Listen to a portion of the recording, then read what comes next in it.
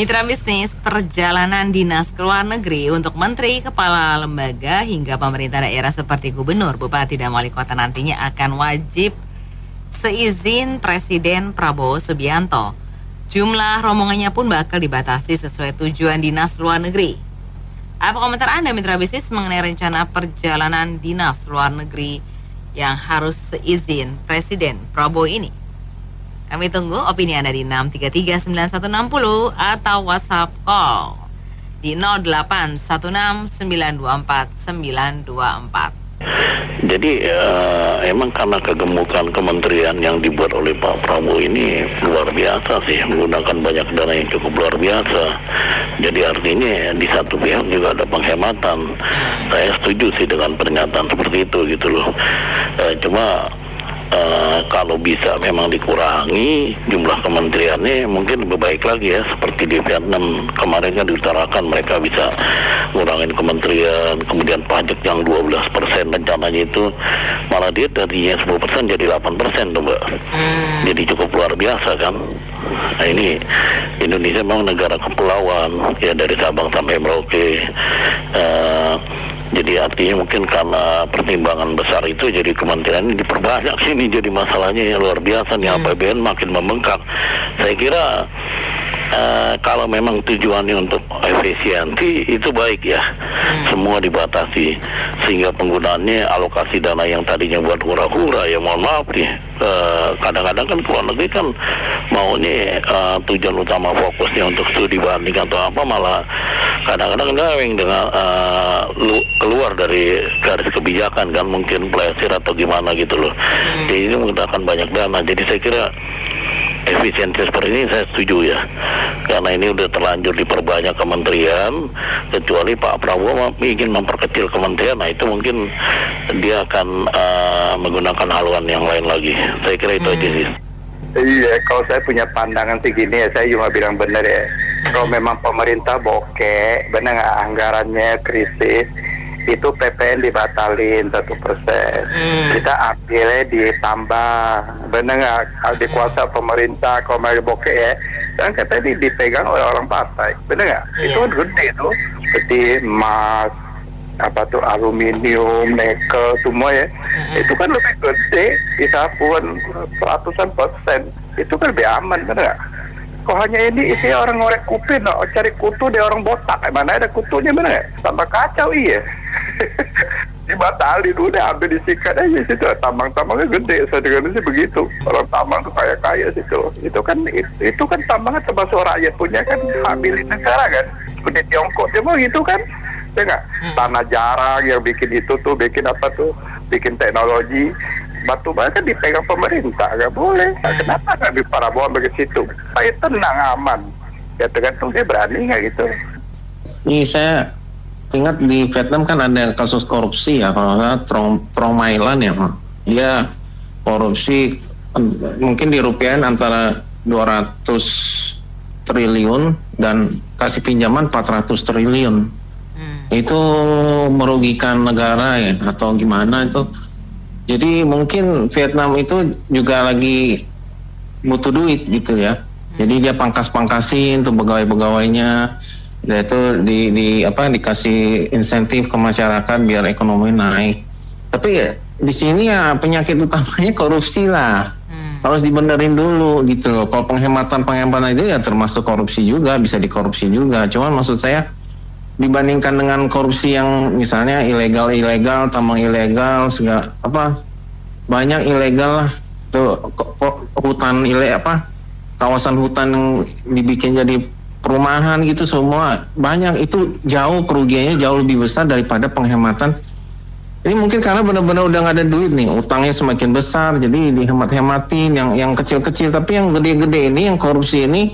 Nah, yang Trong My Lan itu dihukum mati di Vietnam. Kalau di sini kayaknya nggak mungkin bisa gitu loh. Jadi penyakit utamanya itu harus dibenerin dulu gitu menurut saya. Makasih. Menurut saya bagus juga, harus melaporkan apa tujuannya, kemudian setelah kembali apa yang membuat laporan, apa yang dipelajari dan action plan-nya gitu, dipantau apakah dilaksanakan atau tidak gitu. Kalau cuma jalan-jalan percuma lah, kasihan rakyat, pemerintah harus hemat gitu. Makasih. Sebenarnya setuju nggak setuju.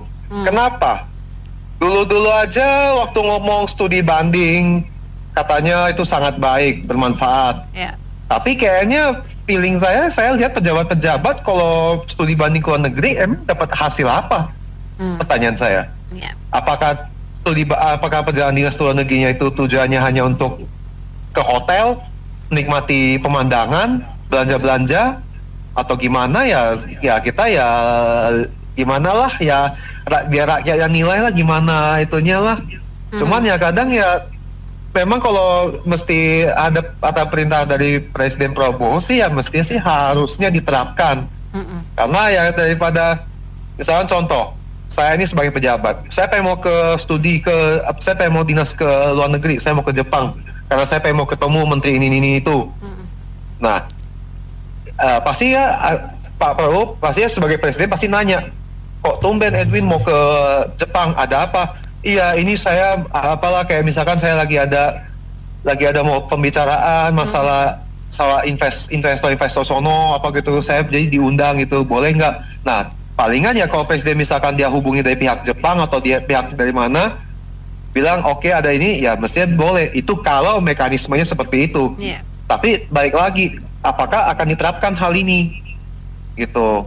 Jadi ya saya nggak tahu, saya harap sih ya kalau dengan aturannya seperti ini sih ya harusnya diterapkan, tapi harus tegas. Gitu aja saya bilang. Ya memang harus kayak begitulah kondisi kita kayak begini. Iya. Jadi jangan disalahgunakan. Belum lama kita melihat di media kaca itu pejabat Pemda apa itu, waduh, sampai ember-emberan tuh uangnya tuh fiktif semua. Hotel fiktif, pesawat fiktif, uangnya keluar banyak. Nah itu kayak gitu-gitu. Jadi kembali lagi, apalagi perjalanan dinas keluar, untungnya apa, studi bandingnya apa, manfaatnya apa buat rakyat, kalau hanya untuk pelesiran saja. Jadi keadaan kita kayak begini lebih baik seizin presiden kita lah. Satu itu, bukan di perjalanan luar negeri juga Mbak, perjalanan dinas dalam negeri juga, antara Indonesia, Aceh, Papua ini itu kan itu biayanya tinggi juga Mbak. Ya. Coba jangan setiap tugas itu istrinya dibawa, nggak tahu yang bekerja siapa, tapi bekerja juga cuman mongok-mongok doang, cuman niat-niat doang. Istrinya dibawa untuk apa? Manfaatnya apa? Yang ada bikin kikuk rakyat yang sedang bekerja itu.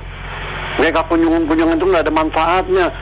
Nanti kalau bilang salam hangat Pak Prabowo lagi, dia bilang bahasanya itu aja. Yang kayak begitu-begitu diabaikan saja lah. Jangan, masih banyak kerjaan di dalam kita ini yang harus dibenahi. Bukan sekedar jalan-jalan dalam negeri begini begitu.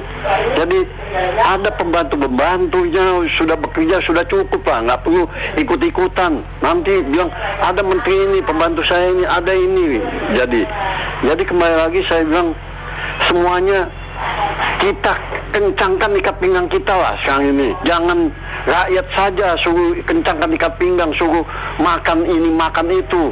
Mereka yang digaji rakyat itu harus kencangkan ikat pinggangnya. Mereka kencangkan ikat pinggang, gajinya nggak akan kurang kok. Rakyat tetap membayar mereka. Jadi jangan dengan dalil biaya operasional, jangan. Memang biaya operasional udah dianggarkan oleh negara, tapi jangan biaya operasional dimanfaatkan untuk bawa istri lah, kunjungan ini lah, kunjungan. Manfaatnya apa? Orang tua saya juga abdi negara juga Mbak, tugas kemana-mana itu, kalau apa-apa nggak mau dia bawa istri anaknya Mbak. Mau, bukan apa-apa. Yang bekerja saya katanya, bukan anak istri saya. Untuk apa? Kalau mau pergi sendiri saja. Jangan aji mumpung mentang-mentang jalan ke sana ikut. Memang untuk pegawai negeri, tentara, Polri itu untuk jalan itu, untuk tugas-tugas itu banyak jalan-jalan kemana-mananya itu untuk tugas, bukan untuk warganya jalan-jalan. Ya. Harusnya dicamkan di sana sebagai abdi negara ini, bukan aji mumpung jalan ke sana bawa istrinya, padahal istrinya nggak ngapa-ngapain, cuma mangak mongok. Apa yang dikerjakan? Berempatilah kepada rakyat. Kondisi lagi kayak begini, kencangkan ikat pinggang. Gajimu tidak akan berkurang. Rakyat jelata pun tetap akan membayar kau. Gitu saja. Makasih. Assalamualaikum. Oke, tema hari ini saya pikir ini hal yang baik ya, bahwa lembaga negara ya, kementerian sampai kepala daerah untuk bepergian yang ke luar negeri tentu harus mendapat izin dari kepresidenan ya. Ya tentu nanti harus dilihat keperluannya apa. Kalau memang keperluan untuk negara dan perlu, ya tentu diizinkan. Kalau enggak, ya ini kan untuk mencegah supaya lembaga negara atau sampai kepala daerah tidak sembarangan memanfaatkan uang negara untuk pergi. Dan satu hal juga yang perlu digarisbawahi, lembaga legislatif juga harus diterapkan yang sama. DPR itu pun harus diterapkan bahwa sepanjang bepergian dengan menggunakan anggaran negara itu harus benar-benar dilihat kebutuhannya. Karena ini adalah salah satu efisiensi anggaran pemerintah yang notabene kita sekarang berbicara mengenai PPN yang harus menjadi 12%. Nah ini sisi lain pengeluaran yang harus dijaga. Jadi bukan dengan menaikkan pajak yang dari masyarakat, sementara sisi pengeluarannya nggak dikontrol. Saya kira ini hal yang bagus lah, kita setuju. Harus diterapkan secara konsisten. Dan satu lagi, jangan isu yang baik ini seolah-olah kita merupakan isu yang mengenai korupsi. Isu korupsi itu penting untuk terus disuarakan. Antara lain yang pengaturan perampasan aset, pengaturan uang kartal, dan pembuktian terbalik yang melalui rancangan undang-undang itu. Terus jangan lupa Prabowo juga mengatakan akan membawa kembali uang-uang koruptor yang masih sampai detik ini masih menjadi argumen masyarakat yang katanya dimaafkan. Tapi saya pikir dengan kondisi korupsi yang sudah mendarah daging selama ini, rasa-rasanya sih kalau memang bisa dikembalikan uang itu untuk yang udah lalu, yang udah lama, lebih baik. Artinya sebenarnya tax amnesty itu kan udah memberikan maaf kan. Nah tax amnesty itu mesti dilaksanakan dengan konsisten. Nah selanjutnya rancangan undang-undang ini untuk mencegah yang baru. Jadi tugas korupsi itu ada dua, membawa kembali uang yang dilakukan koruptor yang sudah lama dan mencegah supaya ke depan tidak terjadi secara banyak lagi, dan nanti akan tercermin dari indeks korupsi Indonesia apakah semakin baik apa enggak. Jadi saya kira gitu, setuju untuk berita ini, dan berita yang Prabowo ini saya kira berita baik. Jadi apa-apa semua harus ke Pak Presiden. Mungkin lebih tepatnya sih diserahkan aja tanggung jawabnya ke pembantu-pembantunya. Misalnya kalau untuk jabatan menteri ya persetujuan Pak Presiden. Tapi untuk yang level bawah kayak wali kota atau gubernur itu kan bisa persetujuan dari si Mendagrinya, Mbak. Iya. Karena kalau yang tingkat bawah harus ke printer lama dan jadi pekerjaan presiden makin banyak, sedangkan yang lebih penting dari itu lebih banyak lagi, Mbak. Daripada menyetujui perjalanan dinas para pejabat yang ingin jalan-jalan, mendingan langsung menyetujui hukuman mati bagi para koruptor, Mbak, lebih cepat, lebih tepat. Iya, benar. Terus kalau bisa gitu ya kalau bisa sih perjalanan dinas itu kan ada macam-macamnya. Bukan hanya kayak studi banding, kayak survei lokasi atau rapat apa segala macam. Nah itu kan bisa digantikan dengan teknologi yang ada seperti saat ini kayak konferensi call atau video call atau apalah namanya ya kan. Iya. Nanti kalau sudah keputusan bersama, kalau sudah ditemui titik temunya, barulah diutuslah satu atau dua orang utusan untuk ketemu langsung gitu jika diperlukan untuk menandatangani suatu dokumen apa. Lebih efisien ya? Lebih efisien, jadi nggak membuang waktu. Dan seperti kita ketahui bahwa kalau yang namanya pejabat itu perjalanan dinas, Mbak, mereka tuh bukan cuma satu, entah istrinya, entah itu istrinya, entah itu suaminya, kadang-kadang emak bapaknya ikut juga, jadi banyak gitu. Yang tadi yang mungkin 10 juta, anggarannya bisa jadi 100 juta, Kecuali kalau si pejabat tetap ngotot ingin perjalanan dinas, ya suruhlah mereka beli tiket sendiri, Pak. Ya. Jadi negara cuma suruh makan siangnya aja, suruh beli makan siang paket nasi padang 10.000. Saya mendukung kebijaksanaan Pak Prabowo. Sudah lama bangsa ini menunggu pemimpin yang punya keberanian seperti itu. Bagaimanapun juga sudah berjalan selama ini kolusi antara pemerintah daerah dengan pengusaha hotel. Libat hal-hal seperti ini supaya bangsa ini bisa maju. Saya dukung. Bagi hotel yang berorientasi lokal, itu resiko dia sendiri. Tapi hotel yang berorientasi global juga tidak ada keluhan. Tidak ada keluhan seperti yang pemain-pemain lokal. Belajar supaya lebih pintar, bukan cengeng seperti anak kecil. Ya. Bukan apa-apa minta perlindungan pemerintah, minta fasilitas. Itu konyol itu, nggak zamannya lagi. Maju terus Pak Prabowo. Bangsa ini butuh orang-orang seperti Pak Prabowo. Gunakan darah militernya biar tegas. Terima. Ya memang secara narasi sih bagus. Memang itulah yang harus dilakukan. Tapi pertanyaan berikutnya, efektif enggak nanti? Ngomong revolusi mental, nggak taunya mentalnya dia yang rusak gitu. Itu contoh-contoh gitu ya, sebetulnya banyak lagi gitu. Jadi supaya efektif, begini jadi, di dalam kehidupan berbangsa dan bernegara, untuk negara-negara yang menganut sistem demokrasi, yang namanya power sharing, pembagian kekuasaan itu kan ada 3, legislatif, eksekutif, yudikatif. Tetapi legislatif itu membuat undang-undang lah, kasarnya begitu. Eksekutif itu melaksanakan undang-undang. Yudikatif mengawasi. Nah, kata mengawasi inilah apa yang saya perhatiin bertahun-tahun rusaknya lembaga ini, negara ini adalah tidak efektifnya lembaga-lembaga pengawasan. Saya ambil contoh ya, misalnya di kementerian apa saja, di dalamnya itu pengawasan internalnya ada BPKP, kemudian ada inspektorat, dan ada pengawasan-pengawasan yang lain. Kalau di kepolisian ada propam segala macam. Lalu pengawasan eksternal namanya BPK. Jadi BPK ini karena pengawasan eksternal semua diawasi, legislatif, eksekutif, yudikatif, dan dia syaratnya harus independen.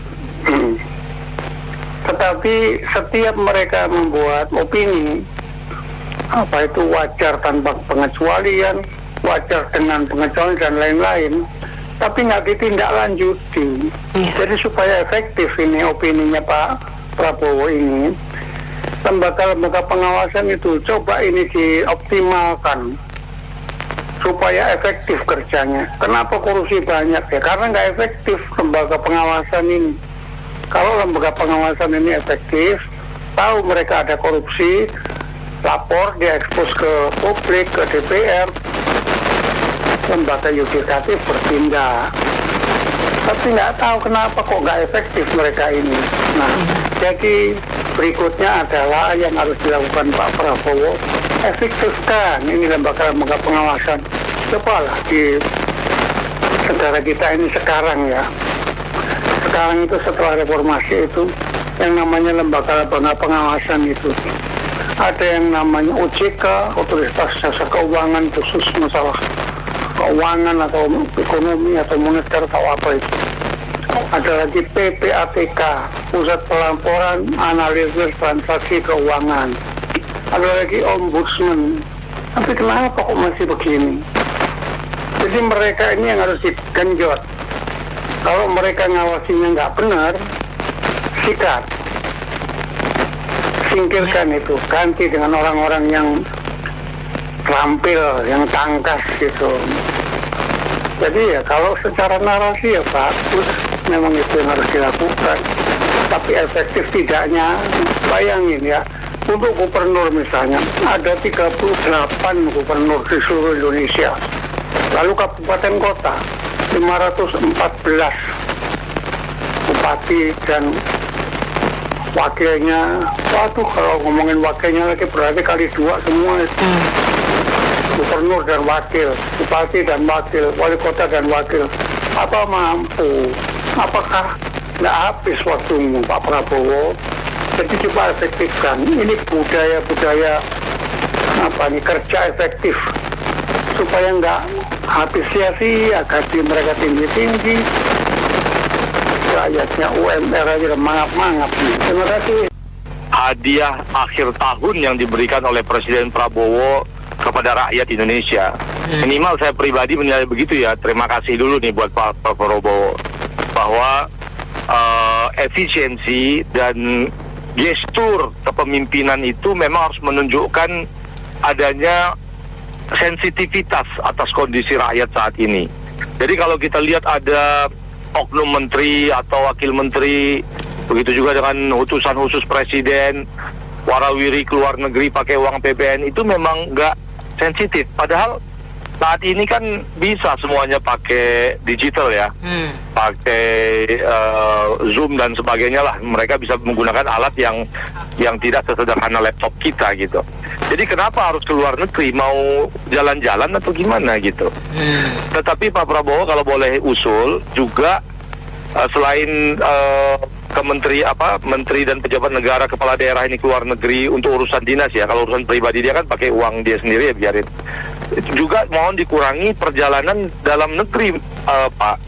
Karena kadang-kadang gubernur, wali kota, bupati, bahkan kepala dinas itu, wali Jakarta itu sebenarnya apa yang nggak bisa mereka urus dari provinsinya ke kementerian? Kenapa harus bolak-balik? Apa ada mau tatap wajah setor muka gitu, bermuka manis supaya aman jabatan, atau ada dugaan gratifikasi supaya tatap wajah, atau cuma mau jalan-jalan di Grand Indonesia, di Bundaran HI foto-foto. Kadang-kadang kan kepala daerah atau kepala dinas tingkat 2, tingkat 1 ini juga pecacal pecicil ke Jakarta ngapain gitu. Sehingga tidak terasa harga tiket yang pulang pergi ditambah dengan biaya hotel dan biaya perjalanan dinas itu kan pemborosan. Bayangkan kalau mereka itu bisa lakukan di kabupatennya masing-masing, di provinsinya masing-masing. Nah, uangnya itu lakukan penguatan digital. Jadi smart screen ada, kemudian network dan segala macam yang berkaitan dengan digitalisasi meeting. Nggak usah lah bolak-balik kepala daerah berangkat hari apa ke Jakarta. Ya kalau mau pengen jalan-jalan Jakarta pakai uang pribadi aja, jangan pakai APBN. Nah begitu juga satu lagi, tolong ajudan dikurangi. Ini kadang-kadang camat punya ajudan, misalnya lurah bikin ajudan bayangan, polsek, polres. Kalau mereka ini menghabiskan uang negara dengan banyaknya ajudan, itu kan menunjukkan apa ya? Menunjukkan sebuah kita bikin malu buat negara luar negeri itu kalau oknum pejabat kita tuh petantang petenteng, gagah-gagahan. Salah satunya gagah-gagahan itu ditunjukkan dengan kalau jalan kemana-mana banyak ajudan tuh keliling gitu biar kelihatan ganteng gitu. Ini kan kampungan sekali pola pikir oknum pemerintah yang seperti itu. Jadi mohon di list out siapa yang boleh dapat ajudan dan berapa orang, sisanya kasih ke lapangan. Kalau dia polisi ya suruh kerja di lapangan, kalau dia kantor camat, lurah, wali kota ya suruh kerja melayani masyarakat, nggak usah jadi ajudan petantang petenteng sana kemari harus rame-rame, ngapain? Bagus Pak Bro, bagus untuk mengontrol, mengaudit perjalanan dinas dari para pejabat yang kadang-kadang nih saya lihat teman-teman saya juga yang jadi pejabat-pejabat itu, mereka itu kebanyakan pada main-main, pada jalan-jalan, pakai duit APBN, pakai duit negara. Jadi mereka itu jangan seperti itulah. Mereka itu seperti raja-raja kecil yang pengen pamer, pengen gaya-gayaan, pengen ini.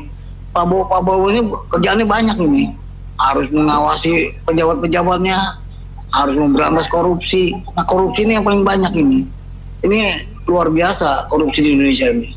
Bagaimana Pak Prabowo ini bisa memberantas korupsi? Itu intinya cuma di korupsi. Kalau nggak korupsi nggak diberantas, ya paling nggak minimal 60% lah. 100% sih nggak mungkin juga. Ya 70-60% diberantas. Bisa mengurangi kebocoran-kebocoran yang ada di negara ini. Karena apa? Sekarang ini udah luar biasa. Kita ini udah kurang duit. Negara kita udah kurang duit, ini banyak. Jadi Pak Prabowo tuh dapat kena mentahnya, kena bola salju yang luar biasa ini. Jadi daerah kecil ini orang mau jadi pejabat karena apa? Fasilitasnya banyak. Fasilitas banyak. Coba kalau diketatkan begini, pada nggak mau jadi pejabat karena pejabat itu apa-apa dari negara, apa-apa dari negara. Jadi ada nilai yang diambil dari pejabat ini. Kalau mamanya nggak ada nilai yang diambil, mereka nggak mau jadi pejabat. Pokoknya orang nggak mau lah.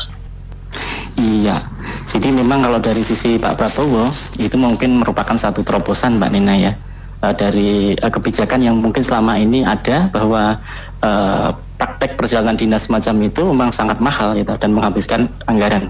Sementara hasilnya ya mungkin biasa-biasa saja.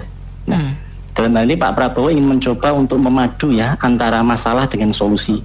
Bagaimana masalah bangsa yang oleh Pak Prabowo mengacu pada persatuan Indonesia itu kemudian bisa dipadu dengan solusi-solusi yang bisa memudahkan pemerintahan itu ini untuk sampai pada yang diinginkan. Nah, hanya saja kalau kita perhatikan kenapa kok masyarakat menjadi begitu riuh untuk menghadapi situasi ini, Mbak Nina. Saya melihat ada satu fenomena yang cukup menarik ini. Suasana semacam ini baru muncul pada periode kedua dari pemimpin sebelumnya. Misalnya pada zamannya Pak SBY ya. Masalah Bank Senturi itu baru ramai setelah SBY waktu itu dengan Pak Budiono. Sementara pada zamannya Pak Jokowi juga sama. Visi misi presiden yang diagung-agungkan oleh Pak Jokowi ya, bukan visi menteri, bukan visi misi apa itu menjadi sesuatu yang bulian renyah di tingkat masyarakat. Nah, kenapa di pemerintahan yang periode pertama bahkan Pak Prabowo baru 3 bulan menjabat ini sudah seramai ini? Padahal kalau kita pikir dalam pemilu kemarin 58% itu diraih oleh Pak Prabowo. Saya melihat ada 3 masalah di sini, Mbak Nena. Masalah pertama itu adalah karena memang mungkin faktor sosial media ya yang begitu luar biasa. Nah, sosial media ini seperti petir ya yang bisa menyambar siapapun ya. Sampai-sampai pemerintah sendiri susah untuk memberikan regulasi. Bukan saja masalah judi online atau masalah pinjaman online, bahkan masalah gadget untuk anak-anak saja itu repotnya setengah mati untuk mengaturnya itu. Nah, itu masalah pertama, sehingga ketika masyarakat menyimak itu pikiran mereka gampang berubah ya dengan informasi yang terbatas semacam itu. Gambaran-gambaran visual yang ditampilkan oleh sosial media itu membuat masyarakat jadi mudah berubah-ubah pikirannya. Nah, ini yang kemudian perlu diperhatikan oleh pemerintah. Yang kedua adalah bahwa pemerintah ini agaknya perlu membuat regulasi yang utuh ya. Kalau misalnya Pak Prabowo menyampaikan sesuatu, hendaknya segera diikuti dengan sistemnya. Ya, jangan dibikin rame-rame terus-terusan di masyarakat sehingga menjadi polemik gitu. Lah, yang ketiga, Pak Prabowo ya dengan semua partai yang berada di dalamnya itu harus bisa mengendalikan masalah politik ini. Tadi pagi-pagi Pak Tumtum sudah memberikan pelajaran yang berharga buat kita bahwa kita ini pelik sekali dengan masalah partai politik.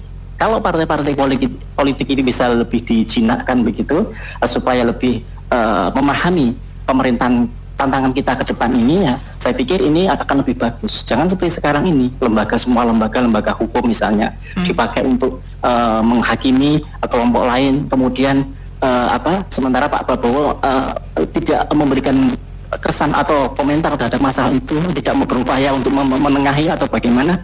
Sementara masalah-masalah yang lain itu juga dimunculkan. Nah, perseteruan semacam ini akan menggiring masyarakat untuk semakin berseteru di tingkat bawah. Yang pembela ini, pembela itu akan semakin ramai. Nah, kalau masalah politik ini bisa lebih disederhanakan, saya pikir ini akan lebih bagus ya, sehingga masyarakat bisa lebih fokus ya. Yang tidak kalah pentingnya lagi adalah kondisi masyarakat kelas menengah, Mbak Nina, yang menurut saya agak terabaikan. Kenapa? Masyarakat kelas atas dapat begitu banyak prioritas, mulai tax holiday dan macam-macam. Masyarakat kecil, kelas bawah dapat bansos, bantuan ini itu. Dan masyarakat menengah itu kena batunya. Mereka harus memikul perekonomian, tapi mereka hampir tidak mendapatkan insentif gitu loh. Sehingga padahal mereka adalah orang-orang yang berpikir, yang punya pertimbangan macam-macam gitu loh. Sehingga mereka lebih banyak menyuarakan apa-apa yang terjadi di masyarakat. Kalau ini tidak terkendalikan dengan baik, saya khawatir masyarakat bawah nanti akan tergerak untuk mengambil langkah-langkah yang tidak semestinya terjadi. Kalau buat saya sih perjalanan ke luar negeri atau tidak, izin presiden sebetulnya itu boleh-boleh saja. Tapi yang lebih penting perjalanan itu berguna apa tidak. Ya kalau tidak berguna ya dilarang aja, karena menghabiskan anggaran negara. Kan bisa video call, diganti video call, atau telepon atau apapun itu, email-emailan lah.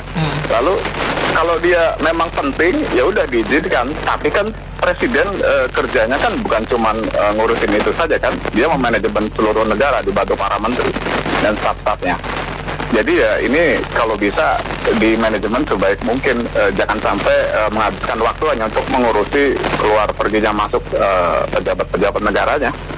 Dan kita tahu kalau di Indonesia yang ditakutkan itu kan praktek korupsinya. Jadi kunjungan keluar nggak taunya cuma piknik-piknik, katanya bisa ada studi banding, nggak taunya studi bandingnya hanya formalitas, tapi yang penting duitnya bisa dikantongin. Lagi pula kan presiden juga sudah bilang kalau anggaran negara nih ada sisa nih di akhir tahun, habiskan saja kan. Ya dihabiskannya benar-benar buat berguna buat bangsa dan negara, apa masuk kantong pribadi, kan seperti itu pertanyaan rakyat. Dan kebiasaan kita di negara kita itu, mereka tuh kok kenapa ya selalu saja mencari-cari celah untuk bisa korupsi. Ya karena hukumannya tuh ringan. Kalau hukumannya berat juga mereka takut untuk korupsi karena kan dimaafkan Pak, nggak apa-apa lewat belakang kan dimaafkan, bagaimana sih? Iya, udah hukumannya ringan masih dimaafkan. Kelihatannya ini ya, oh ini dikasih karpet merah gitu ya. Yang paling kuat malah tunduk-tunduk sama koruptor. Itu di negara ini. Padahal di undang-undang dasar pasal 3 negara kita negara hukum, dan presiden tuh eksekutif tuh ya, dia pemimpinnya negara, harusnya kan kuat posisinya, bukannya tunduk-tunduk sama koruptor. Dan lagi pula konsistensi antara bicara dan perbuatan para pejabat negara kita itu yang dipertanyakan. Katakanlah kemarin pidatonya beratas korupsi, bahkan dikejar sampai ujung Antartika atau ujung dunia. Nah ujung-ujungnya besok-besoknya pidatonya ampunilah, berilah ampunan, tobat para koruptor. Beda lagi. Jadi menurut saya himbauannya sih sangat bagus. Namun awal-awalnya mungkin ada menteri-menteri yang laksanakan. Tapi kepala daerah apakah memungkinkan? Dan kepala daerah juga bukan presiden yang pilih. Jadi secara kelembagaan tata negara kita ini kan bukan sepenuhnya wewenangnya Pak Presiden, kecuali menteri ya bisa Pak Presiden yang pilih, tidak mau dengar ya bisa diganti. Jadi menurut saya himbauannya sih sangat bagus, tapi pelaksanaannya itu menurut saya awal-awalnya itu mungkin orang akan pejabat-pejabat tinggi begitu akan ikutin, namun nanti pelan-pelan mulai longgar lagi. Jadi di swasta semua budget anggaran kan memang dikontrol secara ketat demi kelangsungan hidup perusahaan ya di swasta ya. Ya negara sebetulnya juga sama. Dari contohnya Pak Presiden sampai semua lembaga harusnya menjadi pejabat memang harusnya adalah pejabat yang bersih, sederhana dan merakyat untuk bekerja untuk rakyat gitu. Jadi yang tidak begitu penting tidak usahlah, bisa dihemat lah. Sekarang semua naik, PPN naik, apa-apa juga naik, pajak-pajak juga macam-macam juga naik. Sementara kalau tidak melakukan penghematan budget perjalanan dinas lain-lain, ya itu siapa mau dengar siapa, betul nggak Pak? Demikian menurut saya itu himbauan sih sangat bagus, tapi pelaksanaannya semoga lebih bagus dari para himbauannya. Kita lihat ya fenomena negara kita ini ya, kita memang cinta negara ini tapi sangat kacau ya. Ini makin tidak masuk akal aja negara ini ya. Masa itu presiden urusin ini boleh pergi, ini nggak boleh pergi, terus urusannya besar itu siapa yang urus? Itu berapa banyak perjalanan pejabat-pejabat kita itu tiap hari ditongkrongin. Kemudian isu apa lagi? Koruptor mau dimaafin asal balikin duit. Ya, itu banyak isu-isu yang saya kira pemerintah ini nggak masuk di akal. Terakhir apa? Muhammad bin Salman bilang negara yang paling munafik Indonesia.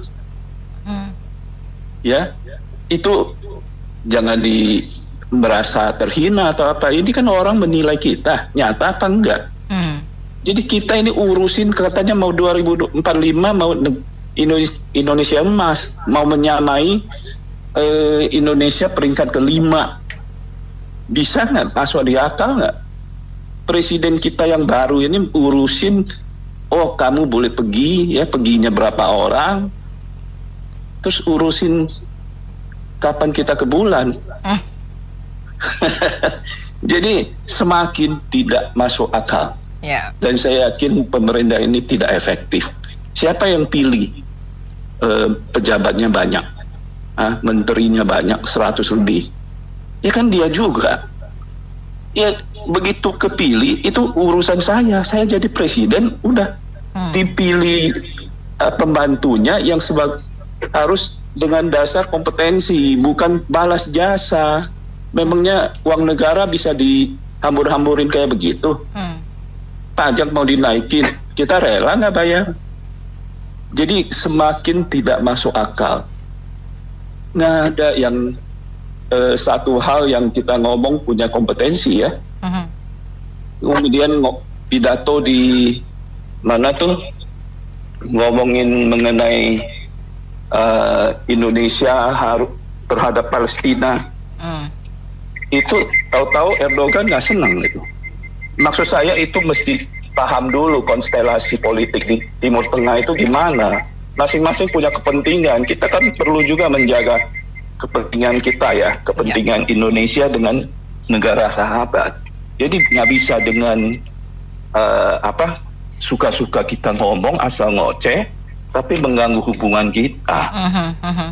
Intinya di situ. Jadi saya menilai ini pemerintah sudah menunjukkan tanda-tanda tidak punya kompetensi. Jadi ya 5 tahun ke depan ya. Pak Prabowo bilang harus minta izin ke beliau setiap seluruh instansi di seluruh daerah, kayaknya nggak mungkin deh. Itu sesuatu yang nonsen dan mustahil. Sebenarnya gini, gampang ya. Memang beliaunya udah menurut saya agak salah kaprah juga, karena buat kabinetnya ini bengkak. Itu salah satu yang salah. Udah ketahuan kita lagi bokeh, nggak punya duit, tapi dibengkakin gitu loh, seolah-olah mau menjalankan pemerintahan lebih baik. Itu sesuatu yang nonsen. Mestinya dengan kabinet yang seperti dulu saja, harusnya menteri-menteri itu diperdaya gunakan dengan baik, maksimal. Seperti di perusahaan lah, kita misalnya punya karyawan 3. 3 itu harus bikin buat maksimal. Bagian salesnya, bagian pembukuannya, bagian adminnya. Kalau yang mereka nggak bisa kerja, silakan Anda mau keluar atau diberhentikan. Gampang aja. Nah, sekarang soal anggaran, mestinya udah jelas tahu kita ini lagi defisit, ya kan, kemana-mana pajak udah mau dinaikin segala macem. Tanya aja sama orang pajak, selalu ditargetkan mesti naik. Nggak tahu caranya, ya bagaimanapun, pokoknya kalau nggak ada dapat orang yang harus kena wajib pajak yang baru, orang wajib pajak yang lama aja dikerokin terus. Itu udah menjadi modus bagi orang-orang pajak. Silakan tanya aja. Jadi kadang-kadang kita sebagai wajib pajak juga sebel banget, Mbak. Udah lapor bener, dicari-cari aja gitu loh. Kayak ada kekurangan kerjaan. Nah, kembali ke pokok masalah. Nah, kalau seperti begitu, sekarang di-cut aja anggaran untuk daerah. Misalnya, ini dipotong 20%, 30%. Silakan dia ngatur sendiri, ya kan? Nah, mestinya kalau sekarang lagi mulai defisit, harusnya juga pemerintah harus berani ngomong ke anggota DPR nih, tunjangan misalnya untuk tunjangan kendaraan, supir di-cut dari misalnya 50 juta, oke, tinggal 30 juta, tinggal 20 juta. Jadi memperlihatkan bahwa mereka itu benar-benar merasakan krisis bersama gitu loh, Mbak.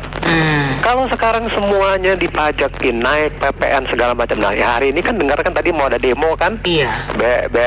BMUI kan?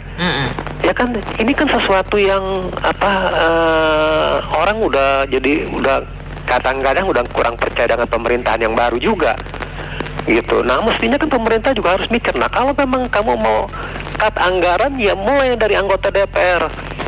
mulai anggaran ini dikat supaya dengan begitu masyarakat melihat, oh ya pemerintah ini mulai ngerti dan berantas korupsi itu. Udah jangan main-main lagi, karena banyak sekali uang koruptor itu harus diambil oleh negara. Nah, itu yang harus kita dukung buat pemerintah kalau berani lakukan itu, Mbak. Terima kasih. Terima kasih kembali Pak Ali atas komentarnya. Dan mitra bisnis, opini dari Pak Ali tadi sekaligus menutup sesi Businessman Opinion untuk kali ini. Terima kasih banyak partisipasi. Saya Anita Wijaya.